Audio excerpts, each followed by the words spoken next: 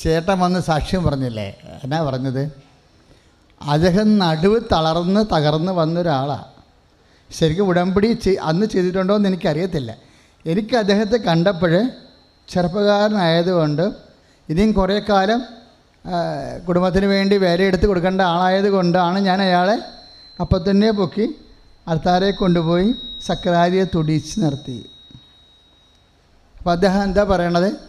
അച്ഛൻ കൈവച്ച് പ്രാർത്ഥിച്ചപ്പോൾ ഷോക്കടിക്കണ പോലെ അദ്ദേഹത്തിന് തോന്നി. പക്ഷേ അങ്ങനെ തോന്നിയാലും താൻ സൗഖ്യപ്പെട്ടുവെന്ന് അദ്ദേഹം വിശ്വസിക്കണില്ല.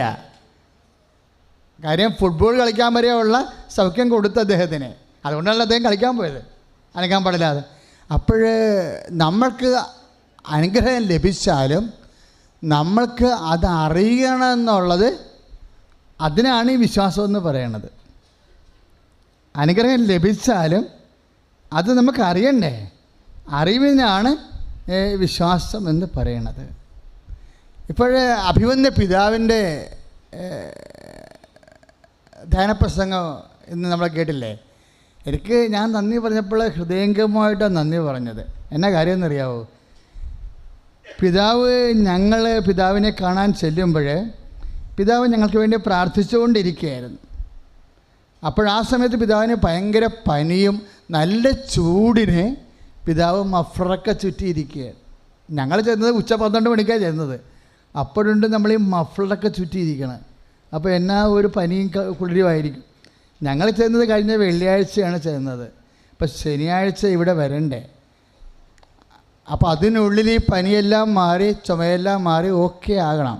അപ്പോൾ പിതാവ് കുറേ പ്രാർത്ഥിച്ചിട്ടുണ്ട് അതിന്. പിതാവ് കാപ്പി കുടിക്കുമ്പോൾ ഞങ്ങൾ പറഞ്ഞു, ഞാൻ ഈ പ്രോഗ്രാം ശുശ്രൂഷ മിസ് ചെയ്യാതിരിക്കാൻ വേണ്ടി കുറേ പ്രാർത്ഥിച്ചതെന്ന് പറഞ്ഞു. പക്ഷേ അതിൻ്റെ മെച്ചം എന്താ ഉണ്ടായത്? നമ്മൾക്ക് വ്യക്തമായ ഒരു മരിയൻ ഇൻസൈറ്റ് കൂടി നമ്മൾക്ക് പിതാവിൽ നിന്ന് കിട്ടിയതാണ്. ഒരു മരിയൻ ഇൻസൈറ്റ്. അത് നിസ്സാരമായ ഇൻസൈറ്റ് അല്ലത്, ഒരു അന്തർദർശനം. എന്ന് വെച്ച് കഴിഞ്ഞാൽ സമയമായില്ല എന്നുള്ളതാണല്ലോ ഉടമ്പടിയുടെ മർമ്മത്തിലേക്ക് നമ്മളെ സഞ്ചരിപ്പിക്കുന്നത്. ഇപ്പം എല്ലാത്തിൻ്റെയും വിഷയം സമയമാണ്. ഇപ്പം ഞാൻ കഴിഞ്ഞ ഒരു 2-3 വർഷം മുമ്പ് അടുത്ത ഒരു പള്ളിയിലിരിക്കുകയായിരുന്നു. നിങ്ങൾ ചിലരൊക്കെ അവിടെ വന്നിട്ടുണ്ട്, വലിയ കലവൂർ പള്ളിയിൽ.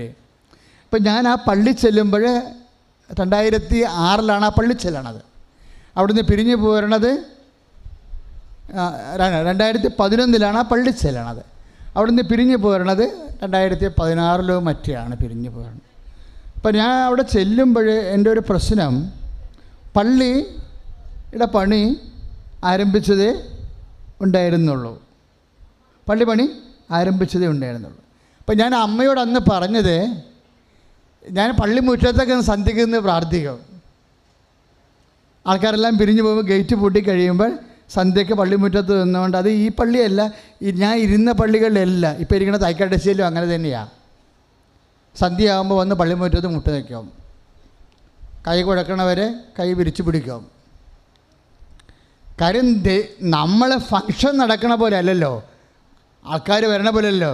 ദൈവവും നമ്മളും തമ്മിലുള്ള ബന്ധമെന്ന് പറഞ്ഞത് അത് ഈ ഫങ്ഷൻ കൊണ്ടുണ്ടാകണമല്ല. നിങ്ങളൊക്കെ എല്ലാവരെയും ഞാൻ നോക്കിയാലും എനിക്കതുകൊണ്ട് പ്രത്യേകിച്ച് പ്രയോജനമൊന്നുമില്ല. അത് ദൈവത്തിന് വേണ്ടി ഞാൻ ചെയ്യുന്ന ഒരു ശുശ്രൂഷയാണ്. എൻ്റെ ആധ്യാത്മിക കാര്യത്തിന് വേണ്ടി ഞാൻ സ്വന്തമായിട്ട് ദൈവവുമായിട്ട് ബന്ധമുണ്ടാകണം. അത് നിങ്ങൾ ഓർത്തേക്കണം. മക്കളെ വളർത്തുന്നത് ഒരു ഫങ്ഷനാണ്, അത് പ്രാർത്ഥനയ്ക്ക് സബ്സ്റ്റിറ്റ്യൂഷൻ അല്ല. പറഞ്ഞ മനസ്സിലായില്ലേ? മക്കളെ വളർത്തുന്നതും ഭർത്താവിനെ നോക്കുന്നതും ഭാര്യയെ നോക്കുന്നതൊക്കെ ഒരു നമ്മളിപ്പം ഞാൻ നിങ്ങളെ നോക്കണ പോലെയുള്ള ഒരു ശുശ്രൂഷയാണ്. അതൊന്നും ദൈവവുമായിട്ട് നമുക്ക് ഇരിക്കുന്നതിനുള്ള പകരമുള്ള കാര്യമല്ല. പ്രവർത്തനങ്ങളൊന്നും പ്രാർത്ഥനയ്ക്ക് പകരമല്ല. അത് നടുവ് വെട്ടിയാലും ശരി, നമുക്ക് ഇന്ന് മേലെങ്കിലും ശരി, മേലെന്നും പറഞ്ഞ് കർത്താവിൻ്റെ അടുത്ത് വന്നിരിക്കണം. നാവ് പൊങ്ങണില്ല എന്നും പറഞ്ഞ് അതും വന്ന് എനിക്ക് ഒരു വാക്ക് പറയാൻ പറ്റണില്ല കർത്താവേ എന്നും പറഞ്ഞ് പിന്നെയും പറ്റണില്ലെന്നും പറഞ്ഞ് നോക്കിക്കൊണ്ടിരിക്കണം. പ്രാർത്ഥനയ്ക്ക് ഒന്നും പകരമായിരുന്നെങ്കിൽ യേശു ഗെത്സെമനി പ്രാർത്ഥിക്കേണ്ട കാര്യമില്ല. രാവും പകലും ഈശോ പ്രാർത്ഥിക്കേണ്ട കാര്യമില്ല. കൊച്ചു വെളുപ്പാങ്കാലത്ത് എഴുന്നേറ്റ് പ്രാർത്ഥിക്കേണ്ട കാര്യമില്ല. ഏറെ രാത്രിയായിട്ട് അപ്പം വർദ്ധിപ്പിച്ച് കഴിഞ്ഞ് പിന്നെയും മരയിൽ പോയി പ്രാർത്ഥിക്കേണ്ട കാര്യമില്ല. കാര്യം പകൽ മുഴുവൻ അധ്വാനിച്ചല്ലോ. അധ്വാനമൊന്നും ആരാധനയ്ക്ക് പകരമല്ല. മനുഷ്യരാശിയോട് പിശാച് പറഞ്ഞ ഏറ്റവും വലിയ ബൈബിളാണ്. എന്താണ്? Work is worship. അധ്വാനമാണ് ആരാധന. എത്ര പേരെ തകർത്ത് കളഞ്ഞെന്നറിയാവോ? അധ്വാനം ഒരിക്കലും ആരാധനയല്ല. ആരാധനയ്ക്ക് പകരം വെക്കാൻ അധ്വാനത്തിന് പറ്റത്തുമില്ല. സ്തുതിയുടെ ഹല്ലേലൂയ, ഹല്ലേലൂയ, ഹല്ലേലൂയ, ഹല്ലേലൂയ. കരങ്ങൾ ഉയർത്തിക്കൊണ്ട് സ്തുതിക്കട്ടെ. Hallelujah, hallelujah, hallelujah, hallelujah. തെറ്റായ പ്രബോധനങ്ങളിൽ നിന്ന് അങ്ങയുടെ ജനത്തെ ദിവ്യകാരുണ്യത്തിന്റെ അഭിഷേക ശക്തിയാൽ മോചനം നൽകുന്നതിനെ ഓർത്ത് നന്ദി പറയുന്നു. ദൈവസ്നേഹത്തോടെ ആരാധിക്കാൻ, ഹൃദയം തുറന്ന് ആരാധിക്കാൻ പരിശുദ്ധാത്മാവിനാൽ ഞങ്ങളെ ശക്തിപ്പെടുത്തണമേ. ഹല്ലേലൂയ. അപ്പോൾ ഞാൻ അമ്മയോട് സന്ധ്യയ്ക്ക് പ്രാർത്ഥിക്കുമ്പോൾ എന്താ പറഞ്ഞെന്നറിയാവോ? അമ്മേ, എത്രയും വേഗം പള്ളി പണി പൂർത്തിയാക്കണം. എന്നാ കാര്യം? സമയം കൂടുന്തോറും ചെലവ് കൂടിക്കൊണ്ടുവരും. അതാണ് പ്രശ്നം.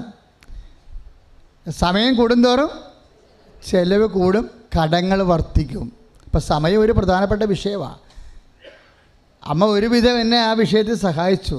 ഒരു വിധമെന്ന് പറഞ്ഞാൽ എന്താണെന്നറിയാവോ? നമുക്ക് പണമില്ല. ഉണ്ടായിരുന്ന പണം ജനങ്ങളുടെ നിന്ന് വാങ്ങിച്ച പണങ്ങളെല്ലാം കൊണ്ട് നേരത്തെ ഇരുന്ന അച്ഛൻ പണി അത്രയും ചെയ്യാവുന്ന അത്രയും ചെയ്തപ്പോൾ ജനങ്ങളും പാപ്പരായി, പള്ളിയും പാപ്പരായി. പണി നിന്നുപോയി. 6 മാസമായിട്ട് നിന്നുപോയി പണി. ഞാനാണെങ്കിൽ ഒരു മനുഷ്യൻ്റെ മുമ്പിൽ ചോദിക്കത്തുമില്ല, കൈ നീട്ടത്തുമില്ല. അത് ഞാൻ ഈശോയ്ക്കറിയാം. ഞാൻ ചെന്നപ്പോൾ ഈശോനോടും പറഞ്ഞ് ജനങ്ങളോടും പറഞ്ഞ് പള്ളി പണിയേണ്ട കാര്യവും പറഞ്ഞുകൊണ്ട് ഞാനൊരു മനുഷ്യൻ്റെ വീട്ടിലും വരത്തില്ലെന്ന് പറഞ്ഞു. എന്താ കാര്യം? നമ്മുടെ കർത്താവ് സമ്പന്നനാണ്. കർത്താവിൻ്റെ ആലയം പണിയണം. ഞാൻ ഇരിക്കുന്ന കാലത്ത് പണിയണമെന്ന കർത്താവിന് ആവശ്യമുണ്ടെങ്കിൽ തീർച്ചയായിട്ടും കർത്താവ് നമ്മളെ സഹായിക്കും. പണപ്പിരിവ് നടത്താൻ വേണ്ടി അഭിഷിക്തൻ്റെ സമയം കളയേണ്ട കാര്യമുണ്ടോ? അഭിഷിക്തൻ്റെ പണി എന്താ? കർത്താവിൻ്റെ ആത്മാക്കളെ സംരക്ഷിക്കുക, നിലനിർത്തുക, സുവിശേഷത്തിന് സാക്ഷ്യം വഹിക്കുക തന്നെയാണ് പരിപാടി. ആത്മീയ കാര്യമാണ്. അതെനിക്ക് ഇപ്പോഴുള്ള 32 കൊല്ലം മുമ്പ് തോന്നിയ ബോധ്യം തന്നെയാണ്. ഇന്നും ആ ബോധ്യം തന്നെയാണ് ഉള്ളത്. ആ ബോധ്യം തന്നെയാണ് ഉള്ളത്. അതുകൊണ്ട് ഞാൻ അമ്മയോട് പറഞ്ഞു, അമ്മ തന്നെ വിഷയം കൈകാര്യം ചെയ്യണമെന്ന് പറയും. എന്തിനാ അങ്ങനെ അന്ന് പറഞ്ഞെന്നറിയാവോ? എൻ്റെ ഇടവക്കക്കാർ, പഴയ ആൾക്കാർ ഇവിടെ ഉണ്ടെങ്കിൽ അവർക്കറിയാം. അതായത് ഞാൻ ഒന്നുമില്ലായ്മയെന്ന് പള്ളി പണിതാ നിങ്ങൾക്ക് വീട് പണിയാൻ പറ്റും. ഇല്ലേ? എത്ര പേരാണ് വീടില്ലാത്തവർ? എത്ര പേരാണ് വീടിന് സ്ഥലമില്ലാത്തവർ? അപ്പോൾ ഇതെല്ലാം എനിക്കറിയാം. ആരുടെ കയ്യിൽ? ദൈവത്തിൻ്റെ കയ്യിൽ ഉണ്ട്. നിങ്ങളുടെ ഇല്ലാത്ത സ്ഥലം സർവേ നമ്പർ ഉൾപ്പെടെ കർത്താവിൻ്റെ കയ്യിലുണ്ട്. I have carved you out in my palm. ഞാൻ നിന്നെ എൻ്റെ ഉള്ളം കയ്യിൽ കൊത്തിവെച്ചിരിക്കണമെന്ന് പറയുമ്പോഴേ വെറുതെ നമ്മളെ കൊത്തിവെച്ചിട്ട് എന്തിനാ? നിന്നെ കൊത്തിവെക്കുമ്പോൾ നിന്നെ മാത്രമല്ല കൊത്തിവെക്കണത്, നിൻ്റെ ജോലി കൊത്തിവെച്ചിട്ടുണ്ട്, നിൻ്റെ ജീവിത പങ്കാളിയെ കൊത്തിവെച്ചിട്ടുണ്ട്, നിനക്ക് പിറക്കാതിരിക്കുന്ന കുഞ്ഞുങ്ങളെ കൊത്തിവെച്ചിട്ടുണ്ട്. കൈ അടിച്ച് കിടത്താണ്. ഹല്ലേലൂയ, യേശുവേ സ്തോത്രം. Hallelujah, hallelujah, hallelujah.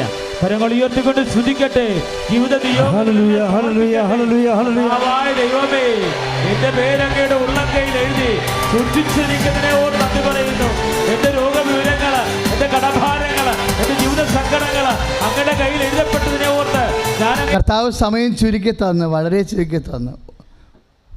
ഒരു 2.5 കൊല്ലത്തിനുള്ളിൽ 1.25 കോടി രൂപ ഇല്ലാത്ത സമൂഹത്തിൽ നിന്ന് തന്നെ ഉണ്ടായി. പള്ളിപ്പണി പൂർത്തിയാക്കി.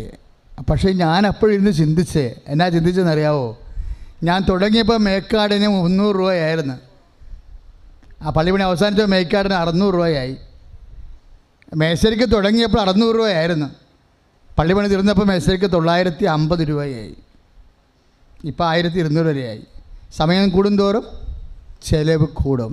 അപ്പം സമയമാണ് പ്രശ്നം. സമയമാണ് പ്രശ്നം. അതുകൊണ്ട് ബൈബിളിലെ ഒരു രാജസേവകനുണ്ട്. കർത്താവിൻ്റെ 2ാമത്തെ അടയാളം എന്ന് പറയുന്നത് എന്താ? രാജസേവകൻ്റെ ഭൃത്യനെ സുഖപ്പെടുത്തിയതാ. കർത്താവിൻ്റെ ആദ്യത്തെ അടയാളം എന്താണ്? കാനായിലെ വെള്ളം വീഞ്ഞാക്കിയതാണ്. എന്നിട്ട് യോഹന്നാൻ പറയും 2:11 കർത്താവ് തൻ്റെ മഹത്വം പ്രകടമാക്കാനുള്ള പ്രവർത്തിച്ച അടയാളങ്ങളുടെ ആരംഭമായിരുന്നു അത്. അപ്പോൾ അടയാളങ്ങളുടെ ആരംഭമാണത്. 2ാമത്തെ അടയാളം എന്താ? രാജസേവകൻ്റെ ഭൃത്യനെ സുഖപ്പെടുത്തിയതാ. രാജസേവകൻ കർത്താവ് ഇതുപോലെ വീണ്ടും യൂദയായിൽ പോയിട്ട് തിരിച്ച് ഗലീലിൽ വന്നു, പഴയ കാനായിലേക്ക് എത്തി. എപ്പോഴാണ് ഒരു രാജസേവകൻ വന്ന് കർത്താവിനോട് പറഞ്ഞു. എന്താ ഭർത്താവിനോട് പറഞ്ഞത്? എൻ്റെ ഭൃത്യൻ രോഗം പിടിപെട്ട് വീട്ടിൽ കിടക്കുകയാണ്, അങ്ങ് വന്നവനെ സുഖപ്പെടുത്തണം. യോഹന്നാൻ്റെ സുവിശേഷം 4:46 മുതലുള്ള തിരുവചനങ്ങളാണ്. യോഹന്നാൻ 4:46 മുതൽ. അപ്പോൾ കർത്താവ് എന്താ പറഞ്ഞത്? അടയാളങ്ങൾ കണ്ടല്ലാതെ നിങ്ങൾ വിശ്വസിക്കുകയില്ലല്ലോ. അപ്പോൾ അടയാളങ്ങൾ കണ്ടേ വിശ്വസിക്കുമെന്ന് പറയുന്ന ആൾക്കാർക്ക് കർത്താവിനെ മിസ് ചെയ്യാൻ സാധ്യതയുണ്ട്. പക്ഷേ രാജസേവകനെ സംബന്ധിച്ചിടത്തോളം ഇപ്പോൾ കർത്താവ് പിരിഞ്ഞു പോയത് എന്ത് പറഞ്ഞാൽ? അടയാളങ്ങൾ കണ്ടില്ലെങ്കിലും വിശ്വസിക്കണമെന്ന് പറഞ്ഞാണ് കർത്താവ് പിരിഞ്ഞു പോയത്. തോമാശ്ലീഹായോട് പറഞ്ഞില്ലേ, കാണാതെ വിശ്വസിക്കുന്നവരെ അതെന്താ പറഞ്ഞത്?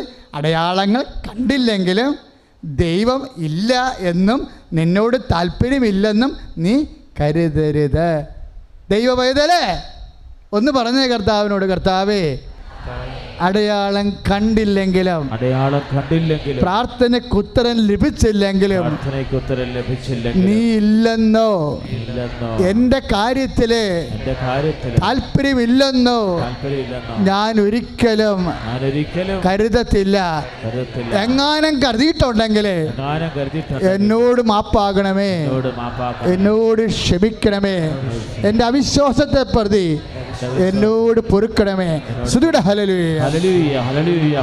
കർത്താവ് അവൻ്റെ അവിശ്വാസത്തെ ചെറുതായിട്ടൊന്ന് വഴക്കിട്ടെങ്കിലും കർത്താവ് അവന് അടയാളം കാണിച്ചു കൊടുത്തേ. അതാണ് കർത്താവ്. നിൻ്റെ അവിശ്വാസത്തെ നിന്നെ കുറ്റപ്പെടുത്തിയാലും നിൻ്റെ കാര്യം കർത്താവ് നടത്തിത്തരും. രാജസേവകനോട് എന്നാ പറഞ്ഞത്? പൊയ്ക്കൊള്ളുക, നിൻ്റെ മകൻ ജീവിക്കും. അപ്പോൾ സന്തോഷത്തോടെ അവൻ പോന്നു. രാജസേവകൻ തിരിച്ച് വീട്ടിലോട്ട് ചെല്ലുമ്പോൾ കുറേ ആൾക്കാർ അദ്ദേഹത്തിൻ്റെ എതിരെ വന്നു.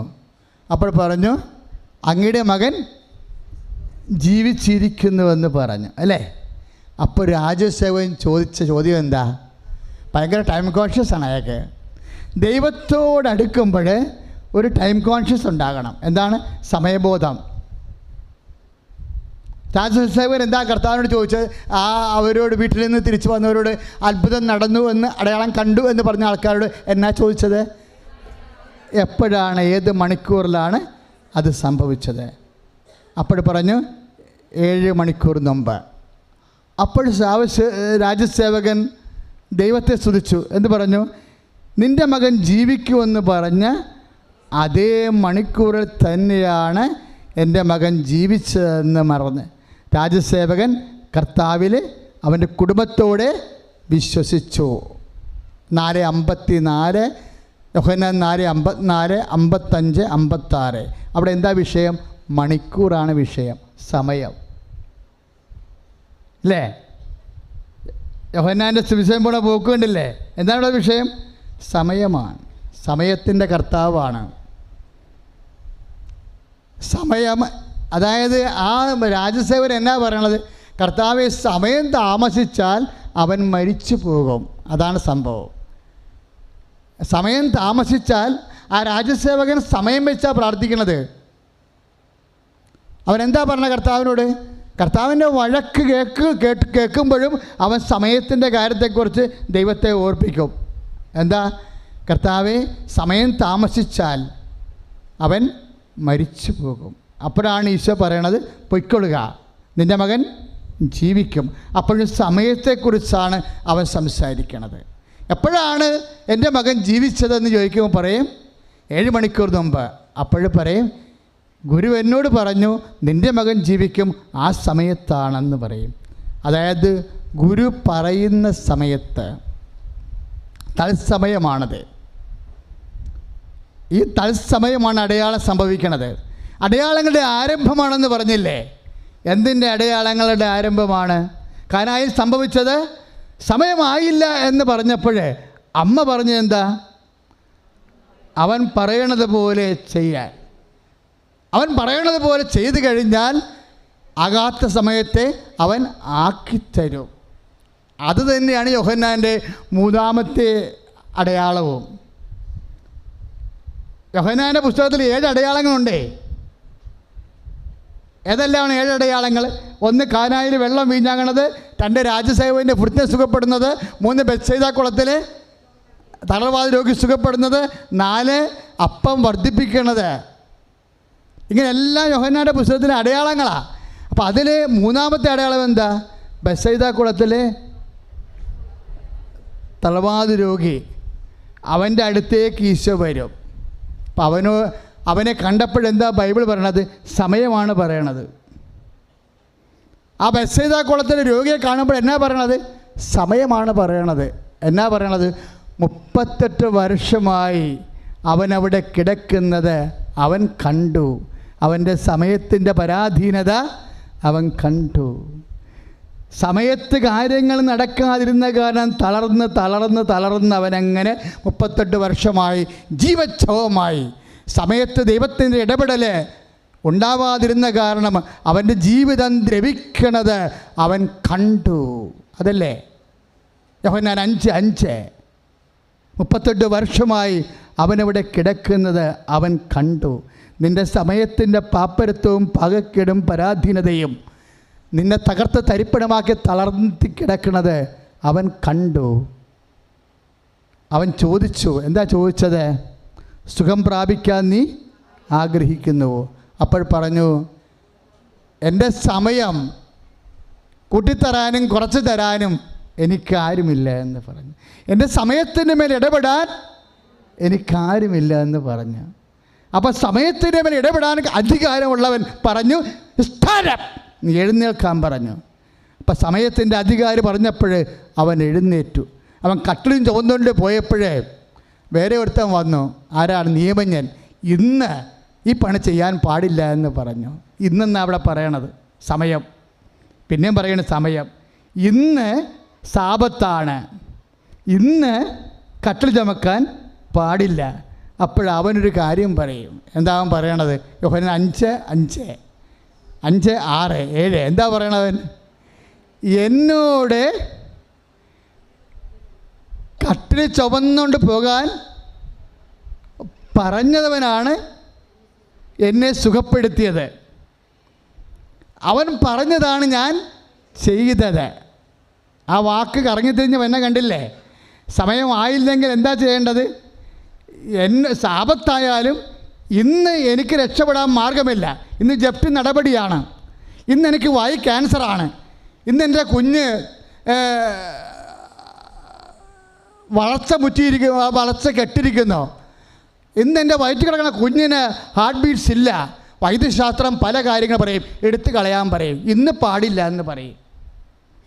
നിൻ്റെ ജീവിതത്തെ നോക്കിക്കൊണ്ട് മനുഷ്യന്മാരെല്ലാവരും പറയും ഇന്ന് പാടില്ല എന്ന് പറയും.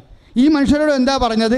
ഇന്ന് കട്ടിൽ ചുമക്കാൻ പാടില്ല, സാപത്താണെന്ന് പറയും. അപ്പോൾ അവൻ മറുപടി പറയും, സമയത്തിൻ്റെ മേൽ അധികാരം നിങ്ങൾക്കില്ല, പക്ഷെ സമയത്തിൻ്റെ മേൽ അധികാരമുള്ളവനുണ്ട്. അവരാണ് എന്നോട് പറഞ്ഞത് കട്ടിൽ ചുമക്കാൻ. ഞാനത് അനുസരിച്ചു, ഞാൻ സൗഖ്യം പ്രാപിച്ചു. കൈ അടിച്ചു കർത്താണ്.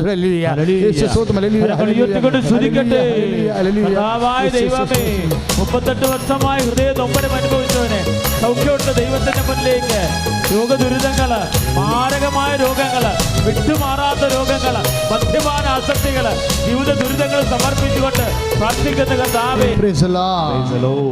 യോഹന്നാന്റെ സുവിശേഷം 5:11. തളർവാദ രോഗി മറുപടി പറഞ്ഞു, സുഖപ്പെട്ട് തളർവാദ രോഗി മറുപടി പറഞ്ഞു, എന്നെ സുഖപ്പെടുത്തിയവൻ പറഞ്ഞേ, നിന്റെ കിടക്കയും എടുത്തുകൊണ്ട് നടക്കുകയെന്ന് എന്നോട് പറഞ്ഞു. അവൻ പറഞ്ഞതുപോലെയാണ് ഇവൻ ചെയ്തിരിക്കുന്നത്. അവൻ പറഞ്ഞതുപോലെ ചെയ്യുക എന്നുള്ളത് എന്താണ്? സമയത്തിൻ്റെ മേൽ സമയ ചുരുക്കത്തിൻ്റെ മർമ്മമാണത്. അതാണ് നമ്മുടെ നിബന്ധനകളെല്ലാം. നമ്മുടെ നിബന്ധനകൾ എന്താ? അവൻ പറഞ്ഞതുപോലെ ചെയ്യുകയാണ്. എൻ്റെ മക്കളെ, എന്തെങ്കിലും സമയത്തിന് ഇപ്പം നീ ചെയ്ത ഉടമ്പടിക്ക് എന്തെങ്കിലും ലാഗിങ്, ഏതെങ്കിലും തരത്തിലുള്ള ഒരു കാലതാമസം വരികയാണെങ്കിൽ എൻ്റെ മക്കൾ എന്താ ചെയ്യേണ്ടത്? ആ നിബന്ധന കാർക്കശ്യമാക്കിയാൽ മതി. നിബന്ധന എങ്ങനെ കാർക്കശ്യമാക്കണത്? ഇപ്പോഴേ രാജസേവകൻ്റെ ഭൃത്യൻ സുഖപ്പെട്ട് കഴിഞ്ഞപ്പോൾ ആ രാജസേവകൻ്റെ പ്രതികരണം എന്തായിരുന്നു? അവനും കുടുംബവും കർത്താവിൽ വിശ്വസിച്ചു എന്നല്ലേ പറഞ്ഞിരിക്കണത്. അവനാണ് ആദ്യം വിശ്വസിച്ചത്. അവൻ വിശ്വസിച്ചുകൊണ്ടാണല്ലോ കർത്താവ് കൂടെ വരാതിരുന്നിട്ട് നീ വന്ന് സുഖപ്പെടുത്താനല്ലേ പറഞ്ഞത്. രാജസേവകൻ എന്നാ പറഞ്ഞത്? എൻ്റെ ഭൃത്യൻ രോഗിയായി വീട്ടിൽ കിടക്കുന്നു, അങ്ങ് വന്ന് എന്നെ സുഖപ്പെടുത്തണമേ. കർത്താവ് ബൈ പേഴ്സൺ പോയില്ല. പകരം എന്നാ പറഞ്ഞത്? നിൻ്റെ മകൻ ജീവിക്കും. അപ്പോൾ അവനെന്നെ ചെയ്തു? രാജസേവകൻ കർത്താവിൻ്റെ വാക്കിൽ വിശ്വസിച്ചുകൊണ്ട് അവൻ പോയി. കർത്താവിൻ്റെ വാക്കിൽ വിശ്വസിച്ചുകൊണ്ടാണ് അവൻ പോയത്. വിശ്വാസം അവന് നീതിയായി പരിഗണിക്കപ്പെട്ടു. വിശ്വാസമാണ് എല്ലാ നിബന്ധനകളെയും നമ്മൾക്ക് മുന്നിൽ കൊണ്ടുവരുന്നത്. അതല്ലേ എബ്രഹാത്തിനോട് പറയണത്. 15:6 നമ്മളെപ്പോഴും ധ്യാനിക്കുന്നതാണല്ലോ. എബ്രഹാം വിശ്വസിച്ചു. ഉൽപ്പത്തി 15:6 എബ്രഹാത്തിന് അത് നീതിയായി. അത് തന്നെ രാജസേവകന് സംഭവിക്കണത്. നിൻ്റെ മകൻ ജീവിക്കുമെന്ന് പറഞ്ഞപ്പോൾ രാജസേവകൻ അവൻ്റെ വാക്കിൽ വിശ്വസിച്ചു. അവനത് നീതിയായി പരിഗണിക്കപ്പെട്ടു. കൈ അടിച്ചു കർത്താൻ.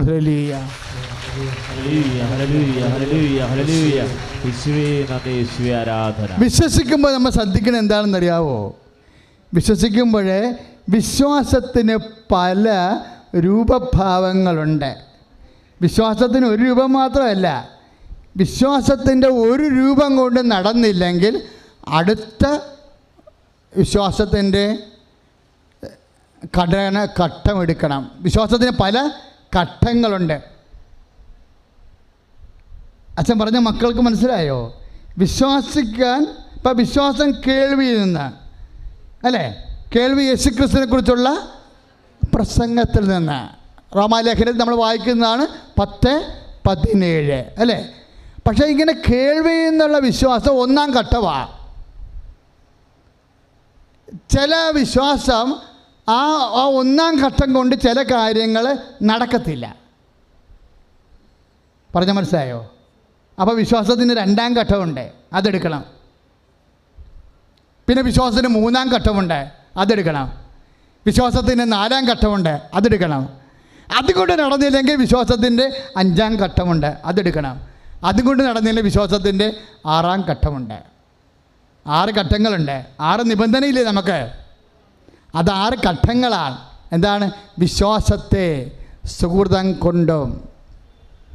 ഒന്ന് പറഞ്ഞേ. സുഹൃതത്തെ ജ്ഞാനം കൊണ്ടും.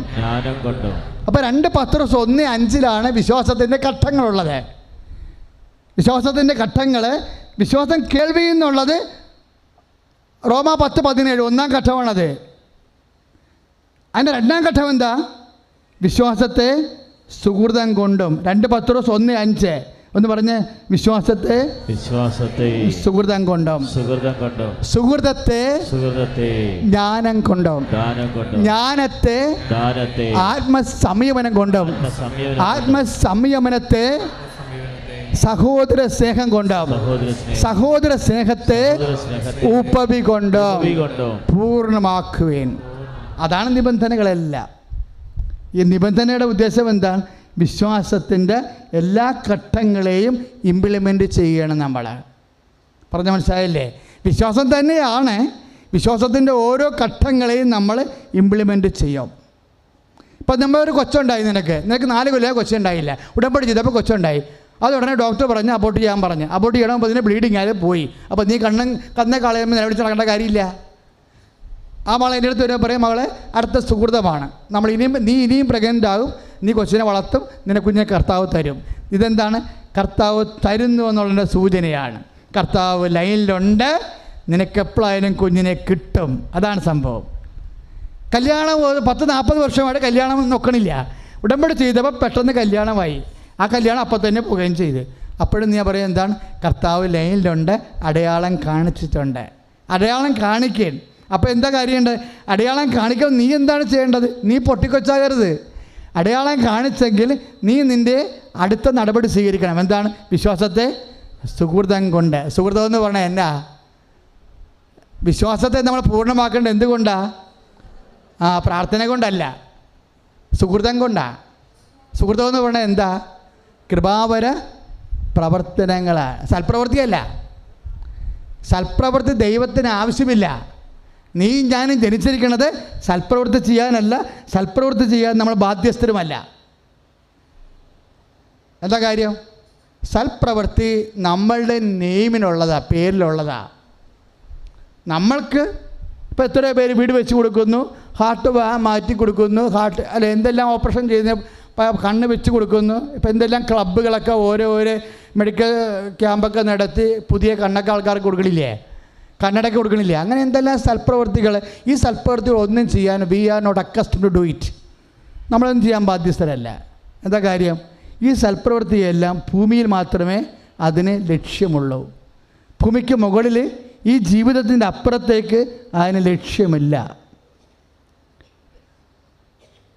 എൻ്റെ മക്കളെ, എന്തെങ്കിലും പോരായ്മ എന്തുകൊണ്ടാണ് ഈ ജീവിതത്തിൻ്റെ അപ്പുറത്ത് സൽപ്രവൃത്തിക്ക് ലക്ഷ്യമില്ലെന്ന് പറയാൻ കാര്യം? അവരുടെ പ്രതിഫലം അവർ നേടിക്കഴിഞ്ഞു. കർത്താവ് അങ്ങനെ പറയണില്ലേ? മത്തായിയുടെ സുവിശേഷത്തിൽ 6 തൊട്ടിങ്ങനെ വരുമ്പോൾ ദാനധർമ്മം ചെയ്യുവിൻ, നിങ്ങൾ ഇടത് കൈ ചെയ്യുന്നത് എന്താണെന്ന്. ഇപ്പോൾ മത്തായി 6:3 ദാനധർമ്മം ചെയ്യുവിൻ, നിങ്ങൾ ഇടത് കൈ ചെയ്യണത് എന്താണെന്ന് വലത് കൈ അറിയാതിരിക്കട്ടെ. അറിഞ്ഞു കഴിഞ്ഞാൽ എന്താ സംഭവിക്കണത്? മറ്റുള്ളവർ അറിഞ്ഞു കഴിഞ്ഞാൽ എന്താ സംഭവിക്കണത്? പ്രതിഫലം നേടിക്കഴിഞ്ഞു. അപ്പോൾ നമുക്ക് കർത്താവിൻ്റെ പ്രതിഫലത്തിന് അവകാശമില്ല. മനുഷ്യൻ്റെ പ്രതിഫലം നൽകുന്നതാണ് സൽപ്രവൃത്തി. ദൈവത്തിൻ്റെ പ്രതിഫലം പ്രാർത്ഥിക്കുന്നതാണ്, പ്രതീക്ഷിക്കുന്നതാണ് കൃപാപര പ്രവൃത്തികൾ. Praise the Lord. അതാണ് ഈശോ പറയണത്, എൻ്റെ നാമത്തിൽ ഗ്ലാസ് പച്ചവെള്ളം കൊടുത്തു കഴിഞ്ഞാൽ ഞാൻ പ്രതിഫലം നൽകുമെന്ന്. മത്തായി 10:42. അപ്പോൾ ഈശോൻ്റെ പ്രതിഫലം മാത്രം പ്രതീക്ഷിച്ചുകൊണ്ട് ചെയ്യുന്ന പ്രവൃത്തികളാണ് കൃപാപര പ്രവൃത്തികൾ. അതാണ് സുഹൃതം. വിശ്വാസത്തെ സുഹൃതം കൊണ്ടും സുഹൃതത്തെ ജ്ഞാനം കൊണ്ടും. ജ്ഞാനമെന്ന് പറഞ്ഞാൽ എന്നാ? ജ്ഞാനമെന്ന് പറയണത് അതായത് അറിവാണ്, പക്ഷേ എന്താണെന്നുള്ളതാണ് അറിവ്, എന്തിനു വേണ്ടിയുള്ളതാണെന്നുള്ളതാണ് ജ്ഞാനം. ഇപ്പോൾ ഒരു കാര്യം നമ്മൾക്ക്, ഇപ്പോൾ ഭർത്താവ് മദ്യപാനിയാണ്, എന്താണ്? എൻ്റെ ഭർത്താവ് വെള്ളം അടിക്കണം, അത്രേ ഉള്ളൂ. അതാണ് അറിവ്. എന്തിനു വേണ്ടിയാണ്? അവിശ്വാസിയായ ഭർത്താവ് ഭാര്യ മുഖേന വിശുദ്ധീകരിക്കപ്പെടുന്നു, അതാണ് ജ്ഞാനം. അവിശ്വാസിയായ ഭർത്താവ് ഭാര്യ മുഖേന വിശുദ്ധീകരിക്കപ്പെടുന്നു. 1 Corinthians 7:14, അതാണ് ജ്ഞാനം. എന്തിനു വേണ്ടിയുള്ളതാണെന്നറിയണം ജ്ഞാനം. അപ്പോൾ വിശ്വാസിയെ സംബന്ധിച്ചിടത്തോളം അവന് വിശ്വാസത്തെ സുഹൃതം കൊണ്ടും സുഹൃതത്തെ ജ്ഞാനം കൊണ്ടും ജ്ഞാനത്തെ ആത്മസംയമനം കൊണ്ടും. കാര്യം ജ്ഞാനം അറിഞ്ഞാൽ പിന്നെയുള്ള പ്രശ്നം എന്താ? ജ്ഞാനമാണ് നിന്നെ ഏകസത്യ ദൈവമായ നിന്നെയും നീയെ യേശുക്രിസ്തുവിനെയും അറിയുകയാണ് നിത്യജീവൻ. നിത്യജീവനിലേക്ക് ഒരു വ്യക്തി കടക്കുമ്പോഴാണ് ജ്ഞാനം അവന് ആവശ്യമായി വരുന്നത്. നിത്യജീവനിലേക്ക് ഒരു വ്യക്തി കടക്കുമ്പോൾ ജ്ഞാനം ആവശ്യമായി വന്നു കഴിഞ്ഞാൽ അവൻ്റെ ഭൗമികമായ കാര്യങ്ങൾ താമസിക്കുമെന്നർത്ഥം. അതിൻ്റെ മേൽ അവന് ആശ അടക്കമുണ്ടാകണമെന്നർത്ഥം. അതുകൊണ്ടാണ് ജ്ഞാനത്തെ ആത്മസംയമനം കൊണ്ടും കൈ അടിച്ചു കർത്താൻ. ഹല്ലേലൂയ, യേശുവേ സ്തോത്രം, ഹല്ലേലൂയ, ഹല്ലേലൂയ, യേശുവേ സ്തോത്രം, യേശുവേ സ്തോത്രം, ഹല്ലേലൂയ. പരിശുദ്ധ പരമ ദിവ്യകാരുണ്യത്തിന് വിശ്വാസത്തിൻ്റെ ഘടകങ്ങൾ ഇങ്ങനെ ഘട്ടം ഘട്ടമായി മാറുമ്പോൾ മക്കൾ എന്നാ ചെയ്യേണ്ടത്? നിത്യത നിനക്ക് അവകാശമായി വരുമ്പോൾ നമ്മളതിൻ്റെ അഡ്വാൻസ് ആദ്യം കൊടുത്തു. രണ്ടാമത്തെ അഡ്വാൻസ് നമ്മൾ എന്തായിട്ട് കൊടുക്കും? സുഹൃത്തുമായിട്ട് കൊടുക്കും, ഇല്ലേ? സ്ഥലമല്ലേ? നിത്യതയെന്ന് പറയുന്നത് എന്താണ്? സ്ഥലമാണ്. ഉടമ്പടി ചെയ്യുമ്പോൾ നമുക്ക് ലഭിക്കണത് എന്താണ്? സ്ഥലവും സന്താനങ്ങളുമാണ് ചെയ്യണത്, അല്ലേ? അപ്പോൾ അതിനു വേണ്ടി ദൈവം നിങ്ങളെ ഒരുക്കും. രണ്ടാം ഘട്ടം എന്താണ്? ഈ ഒരുക്കുമ്പോൾ അഡ്വാൻസ് നമ്മൾ കൊടുക്കും. ഒരു സ്ഥലം വാങ്ങിക്കണമെങ്കിൽ എന്ത് ചെയ്യും? ആദ്യം ഒരു 10 ലക്ഷത്തിലാണെങ്കിൽ നമ്മൾ ആദ്യം 1 ലക്ഷം കൊടുത്ത് അഡ്വാൻസ് കൊടുക്കും, ഇല്ലേ? പിന്നെ ഘട്ടം ഘട്ടമായിട്ടാണ് ആ പൈസ കൊടുത്ത് അങ്ങനെ തീർക്കും. അതുപോലെ നമ്മൾ ഒരു ജോലി അല്ലെങ്കിൽ ഒരു വിസ അല്ലെങ്കിൽ ഒരു PR അല്ലെങ്കിൽ ഇങ്ങനെ ഒരു എമിഗ്രേഷൻ, ഇങ്ങനെ ഒരു വിഷയം വരുമ്പോൾ നമ്മൾ എന്ത് ചെയ്യും? അതാണ് നമുക്ക് ആവശ്യമായ വാഗ്ദാനം. അതെല്ലാം വാഗ്ദാനത്തിൻ്റെ ഭാഗമാണ്. വാഗ്ദാനം പ്രാപിക്കുന്നത് വിശ്വാസം കൊണ്ടാണ്, അല്ലേ? അപ്പോൾ വിശ്വാസമെന്ന് പറയുമ്പോഴെന്താ? വിശ്വാസത്തെ ഇങ്ങനെ ഘട്ടം ഘട്ടമായിട്ട് ഓരോ ഘട്ടത്തിൽ പേയ്മെൻ്റ് ഉണ്ട്. വിശ്വാസത്തെ സുഹൃതം രണ്ടാമത്തെ പേയ്മെൻറ്റാണ്. മൂന്നാമത്തെ പേയ്മെൻ്റ് എന്താണ്? സുഹൃതത്തെ ജ്ഞാനം കൊണ്ടും, ജ്ഞാനത്തെ ആത്മസംയമനം കൊണ്ടും, ആത്മസംയമനത്തെ ക്ഷമ കൊണ്ടും. ക്ഷമ വന്ന് കണ്ട ക്ഷമ എന്ന് പറഞ്ഞാൽ എന്നാ? എൻ്റെ മക്കൾ, ഇതെല്ലാം നിത്യജീവൻ അടിസ്ഥാനപ്പെടുത്തി ഡിസൈൻ ചെയ്തിരിക്കുന്ന ദൈവത്തിൻ്റെ അനാദികാലം മുതലുള്ള മനുഷ്യനെക്കുറിച്ചുള്ള പദ്ധതികളാണ് ദൈവവചനത്തിലുള്ളതെല്ലാം. എന്നാൽ ക്ഷമയെന്ന് പറയണത് സഹിക്കുന്ന സ്നേഹം ആണ് ക്ഷമ. നമുക്ക് ക്ഷമ കൊടുക്കേണ്ട ഒരാളെ, ഇപ്പം ഒരു ഉടമ്പടി 4-ാം ഘട്ടത്തിൽ വന്നാൽ പിന്നെ ശത്രുക്കൾ ഉണ്ടാകാൻ പാടില്ല. ഉടമ്പടി 5-ാം ഘട്ടത്തിൽ എത്തുമ്പോൾ നാത്തും പോരായിട്ട് തന്നെ നിൽക്കണമെന്നുണ്ടെങ്കിൽ നീ ഉടമ്പടി എവിടെയോ വീണിട്ടുണ്ട്. നാത്തും പോരെടുത്തുന്ന കാര്യം സത്യമാണ്. കാരണം നിൻ്റെ കുഞ്ഞിന് എൻജിനീയറിന് ചേർക്കാൻ വേണ്ടി ആങ്ങളയോട് കാശ് ചോദിച്ചില്ല, നിൻ്റെ അപ്പൻ്റെ മുതലാണ് ചോദിച്ചത്. ശ്രീധനക്കാട് നക്കാപ്പിച്ച് തന്ന് നിന്നെ കെട്ടിച്ച് വിട്ടതാണ്. ഇപ്പം മകന് ജോലി കിട്ടാൻ, അവനൊരു അഡ്മിഷൻ കിട്ടുന്ന കാലപ്പോൾ എൻ്റെ ഓഹരി തരാൻ പറഞ്ഞപ്പോൾ അവിടെ വട്ടം ചവിട്ടിയിരിക്കുന്ന ആരാണ്? നാത്തും വട്ടം ചവിട്ടിയിരിക്കുകയാണ്.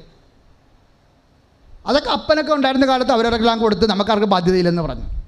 നാത്തും വട്ടം, അതുകൊണ്ട് നിൻ്റെ മകൻ്റെ അഡ്മിഷൻ പോയിരിക്കണത് അവൾ വട്ടം ചവിട്ടിയാണ്.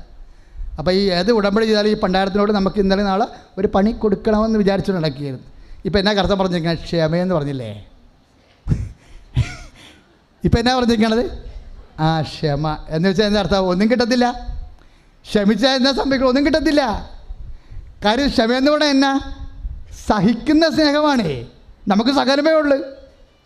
ഈ നാത്തിനോട് ക്ഷമിച്ചെന്ന് വിചാരിച്ചിട്ട് ചില ആൾക്കാർ ക്ഷമിക്കുമേ. കർത്താവ് പറഞ്ഞിട്ടുണ്ട് ക്ഷമിക്കാൻ. ക്ഷമ ആട്ടും സൂപ്പിൻ്റെ ഫലം ചെയ്യും. അങ്ങനെ ഒരു കലവൂരുകാരൻ ഇവിടെ വന്ന് സാക്ഷ്യം പറഞ്ഞ്, കർത്താവ് പറഞ്ഞിട്ടുണ്ട് ക്ഷമ ആട്ടിൻ സൂപ്പിൻ്റെ ഫലം ചെയ്യുമെന്ന്. ഞാൻ തന്നെ വിളിച്ചു പോയി, ദൈവമേ കർത്താവ് നീ അങ്ങനെ പറഞ്ഞ. പക്ഷെ അയാൾ പോയി കഴിഞ്ഞാൽ അയാൾക്കറിയത്തില്ലാതെ, അയാൾക്കറിയാവുന്ന ഒരു പഴഞ്ചൊല്ലി കർത്താവിൻ്റെ പേരിൽ പുള്ളി പാസ്സാക്കിയതാണ്. അതല്ല പ്രശ്നം. പക്ഷേ അയാൾ പറഞ്ഞത് കറക്റ്റാണ്. എന്താ കാര്യം? യേശുക്രിസ്തു കൂടെ സഹിക്കുന്നവരെ യേശുക്രിസ്തു കൂടെ നേടും. അതാണ് സംഭവം. കർത്താവിൻ്റെ ശരീരത്തിൽ വന്ന പോരായ്മ ഞാനെൻ്റെ, കർത്താവിൻ്റെ പീഡാനുഭവങ്ങൾ വരുന്ന പോരായ്മ ഞാനെൻ്റെ ശരീരത്തിൽ സംവഹിക്കുന്നു. അതാണ് ക്ഷമ.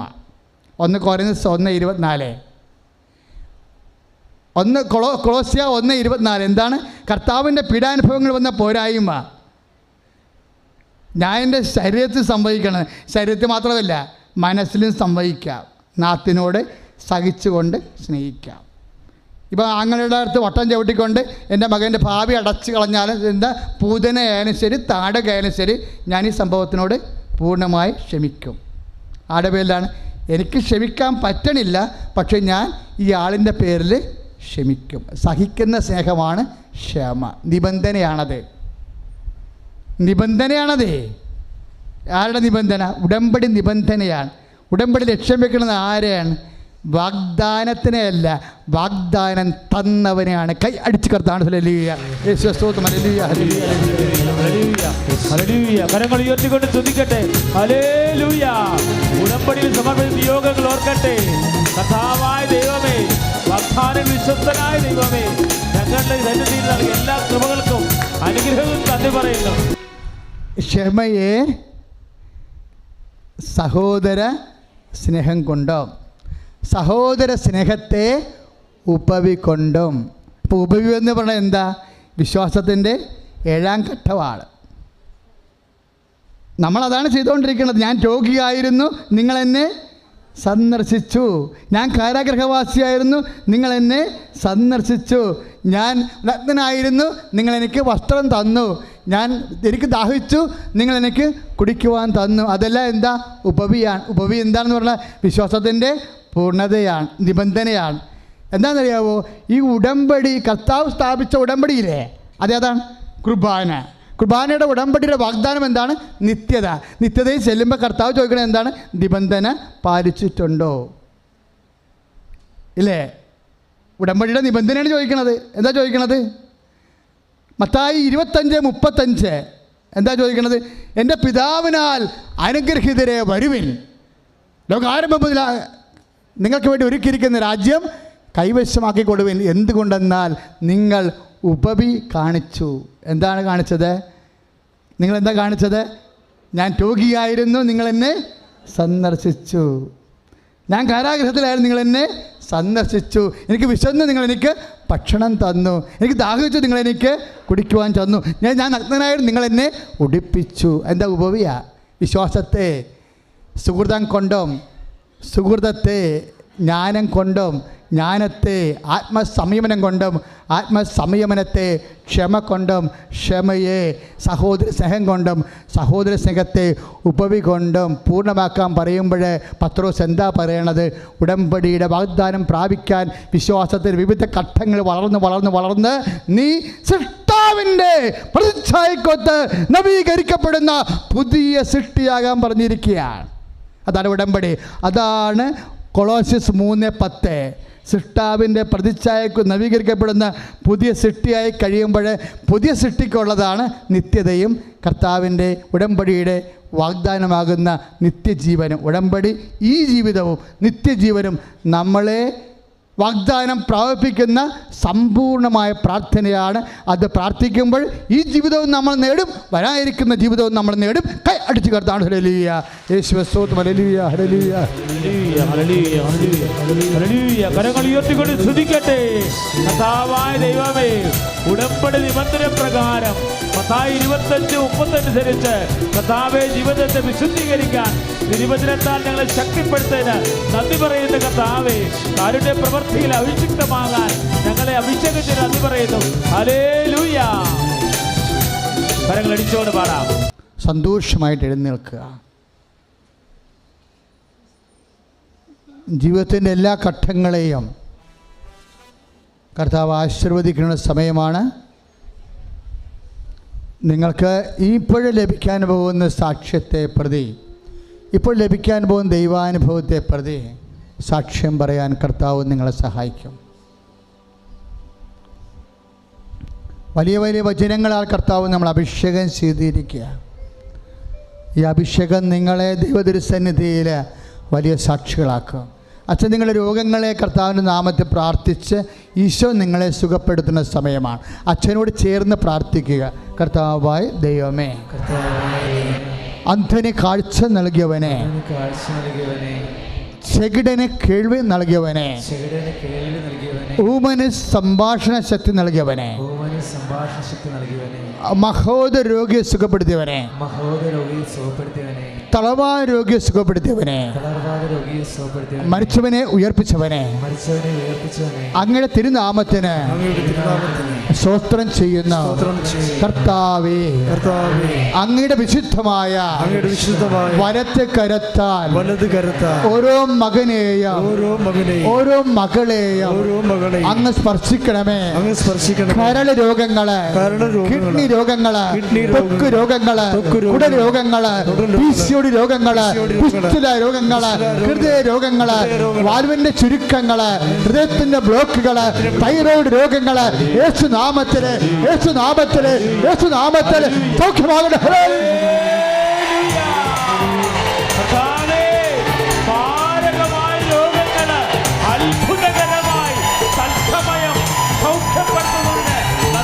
അസ്ഥിക്കുഴകളിൽ വേദനയുള്ള ഏത് സ്ഥലത്തും കൈവെക്കാം. നിങ്ങൾക്ക് സാക്ഷ്യം പറയാൻ കഴിയാം. അസ്ഥിക്കുഴ നടുവിന് കൈവെക്കാം, നിങ്ങളുടെ നെക്കിന് കൈവെക്കാം, കഴുത്തിൽ കൈവെക്കാം. അസ്ഥികളിൽ വേദനയുള്ള, അസ്ഥി ദ്രവിക്കുന്നു, അസ്ഥി ക്ഷയിക്കുന്നു എന്ന് തോന്നുന്ന എല്ലാ സ്ഥലങ്ങളിലും മുട്ടിന് കൈവെക്കാം. കർത്താവേ, അങ്ങയുടെ നാമത്തെ പ്രാർത്ഥിക്കുന്നു. ഈശോ, ഈശോ നിന്റെ വിശുദ്ധ പൗരോഹിത്യത്തെ അങ്ങ് മഹത്വപ്പെടുത്തണമേ. ഈശോ സഭയിലുള്ള സാന്നിധ്യം പ്രകടമാക്കണമേ. അസ്ഥിക്കുഴകളിലെ വേദനയുള്ളവരെ കർത്താവ് നിന്റെ നാമത്തിൽ കൈവച്ചിരിക്കുന്നു. കർത്താവ്, ആ കൈകളെ നീ സ്പർശിക്കണമേ. കർത്താവ്, അസ്ഥിവേദനകൾ, അസ്ഥിദ്രവിപ്പുകൾ, അസ്ഥിക്ഷയങ്ങൾ, അർബുദങ്ങൾ, അർബുദ രോഗങ്ങൾ, രോഗങ്ങൾ, ഹൃദയ രോഗങ്ങൾ, കണ്ണ് രോഗങ്ങൾ, പേശികളിലെ ക്യാൻസർ, അസ്ഥികളിലെ ക്യാൻസർ കർത്താവെ സ്പർശിക്കണമേ. അങ്ങനെ നാമത്തെ മഹത്വപ്പെടുത്തണമേ. മക്കളുടെ സമയത്തിന്റെ മേലെ അധികാരമുള്ളവനെ കർത്താവേ, അവരുടെ ആയുസ്സിന്റെ മേൽ അങ്ങ് സ്പർശിക്കണമേ. യേശു നാമത്തിലെ മാരക രോഗങ്ങള് സൗഖ്യം പ്രാപിക്കട്ടെ. Hallelujah, hallelujah, hallelujah, hallelujah, hallelujah, hallelujah. യേശുവേ കർത്താവേ, രോഗങ്ങൾ സുഖപ്പെട്ട് നന്ദി പറയുന്നു. ഹല്ലേലൂയ. മക്കളെ, വൈവാഹിക തടസ്സങ്ങൾ, മക്കളില്ലാത്തവരുടെ മനോവിഷമങ്ങൾ, ഭവനരഹിതർ, സ്ഥലമില്ലാത്തവർ, ജീവിത മാർഗങ്ങൾ മുട്ടിപ്പോയവർ, വരുമാനം നഷ്ടപ്പെട്ടവർ, ജോലി തകർച്ച, വിദേശ ജോലിക്ക് വേണ്ടി ശ്രമിച്ചിട്ട് പ്രോസസ്സിങ് നടക്കാത്തവർ, ഇൻ്റർവ്യൂ ടെസ്റ്റും തോറ്റുപോയവർ, പ്രൊഫഷണൽ എക്സാം, നൈപുണ്യ പരീക്ഷകൾ, യോഗ്യതാ പരീക്ഷകൾ എഴുതിയിട്ടും ആത്മവിശ്വാസം നഷ്ടപ്പെട്ടു പോയവർ, ജീവിത മാർഗം ഇരുണ്ടു പോയവരുടെ മേൽ കർത്താവേ സ്പർശിക്കണമേ. കർത്താവേ, ജീവിത മാർഗം ഇരുണ്ടുപോയ ഓരോ മകനെയും മകളെയും കർത്താവേ അങ്ങനെ തിരുസ്ഥിതി സമർപ്പിക്കുന്നു. വൈവാഹ ദോഷങ്ങൾ, മക്കൾ ഇല്ലാത്തവർ, വീടില്ലാത്തവർ, സ്ഥലമില്ലാത്തവർ, പലതരത്തിൽ ഭാഗഉടമ്പടി നടക്കാത്തവർ, കേസിൽ അകപ്പെട്ടിരിക്കുന്നവർ, ജാമ്യം ലഭിക്കാത്തവർ, പലതരത്തിൽ കുരുക്കിൽ അകപ്പെട്ടിരിക്കുന്നവർ, സിവിൽ കേസുകൾ കർത്താവിൻ്റെ നാമത്തിൽ സ്പർശിക്കപ്പെടട്ടെ.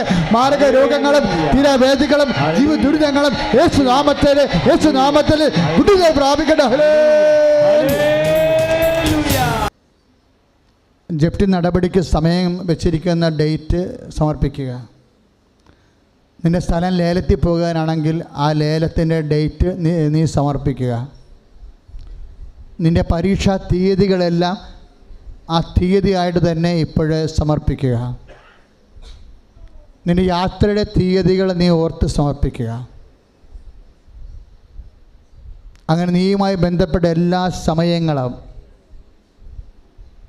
പരിശുദ്ധ അമ്മ വഴി ഈശോയ്ക്ക് ആ ഡേറ്റ് സമർപ്പിക്കുക. ആ ഡേറ്റിൽ സമയത്തിൽ അമ്മയുടെ മധ്യസ്ഥതയിൽ ഈശോയുടെ സാന്നിധ്യം പ്രകടമാകും, ദൈവത്തിൻ്റെ ശക്തി പ്രകടമാകും.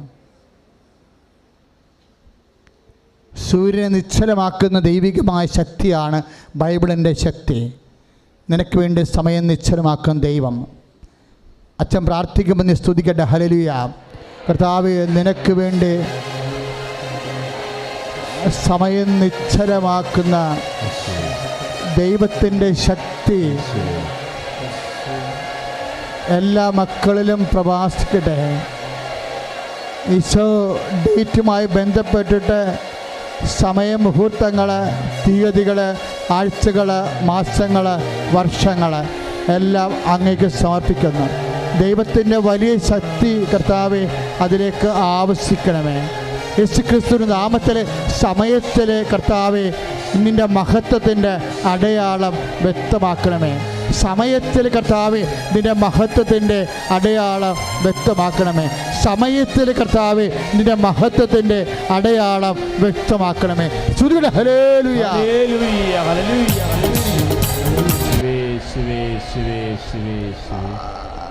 മുഖത്ത് അതുപോലെ മനുഷ്യരെ കാണുന്ന ചില സ്ഥലങ്ങളിലൊക്കെ ഡിസ്ലൊക്കേഷനായിട്ട് മുടി വളരുന്നു. ഇങ്ങനെ പുറ്റുപോലെ ചിലപ്പോൾ നെറ്റിയുടെ നടുക്കൊക്കെ മുടി വളരും, അല്ലെ കൈയുടെ മുറ്റുപോലെ ഇങ്ങനെ മുടി വളരും. ഹോർമോൺ ഡെഫിഷ്യൻസിയാണ് കർത്താവ് വ്യക്തിയെ സുഖപ്പെടുത്തിക്കൊണ്ടിരിക്കുന്ന. ഹല്ലേലൂയ.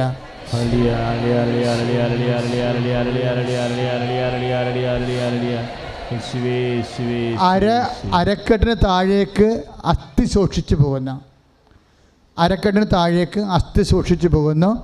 തോളിന് താഴേക്ക് ശരീരത്തിൽ വെള്ളത്തിൻ്റെ കണ്ടൻറ്റ് കൂടുതലാകുന്നു. തോളിന് താഴേക്ക് ഉദരം ഉൾപ്പെടെ വെള്ളത്തിൻ്റെ കണ്ടൻറ്റ് കൂടുതലാകുന്നു.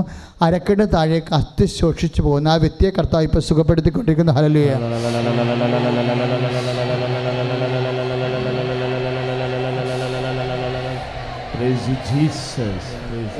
ഇതിങ്ങനെ വരണതിന് മുമ്പ് സിഗരറ്റ് വലികളിലൂടെ കരളിന് എന്തോ കാര്യമായ ക്ഷതം സംഭവിച്ചിട്ടുണ്ട്. കരളിന് രോഗികളെ, അതായത് ഇതുപോലെയുള്ള എന്തെങ്കിലും ലഹരി പദാർത്ഥങ്ങൾ ഉപയോഗിച്ച് കരളിന് വലിയ ഡ്യൂട്ടി വന്നു പോയിട്ടുള്ള ആൾക്കാർ കർത്താവ് ഇപ്പോൾ സ്പർശിച്ചു കൊണ്ടിരിക്കുന്ന. സ്തുതിയുടെ ഹല്ലേലൂയ. സൗഖ്യത്തെ തന്നെ പറയുന്ന കർത്താവേ ആരാധന. നിന്നാൽ രക്തസ്രാവമുണ്ട്. തിരശ്ചീനമായിട്ട് കിടക്കുകയാണെങ്കിൽ രക്തസ്രാവം ഇല്ല. അപ്പോൾ അതുകൊണ്ട് ആദ്യ കാര്യങ്ങൾ ശ്രദ്ധിക്കണില്ല. പക്ഷെ ആ രോഗിയെ ഇപ്പോൾ കർത്താവ് സുഖപ്പെടുത്തിക്കൊണ്ടിരിക്കുന്നു. ഹല്ലേലൂയ.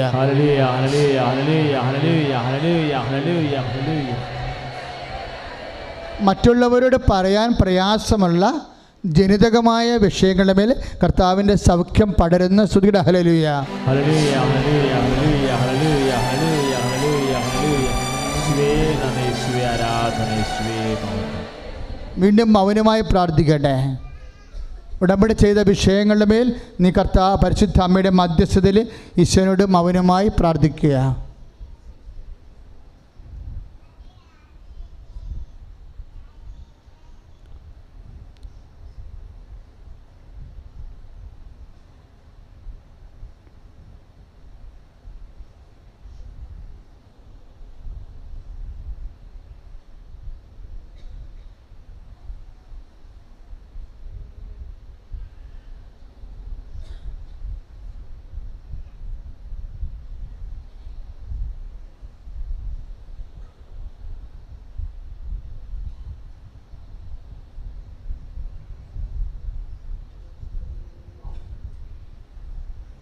Praise the Lord.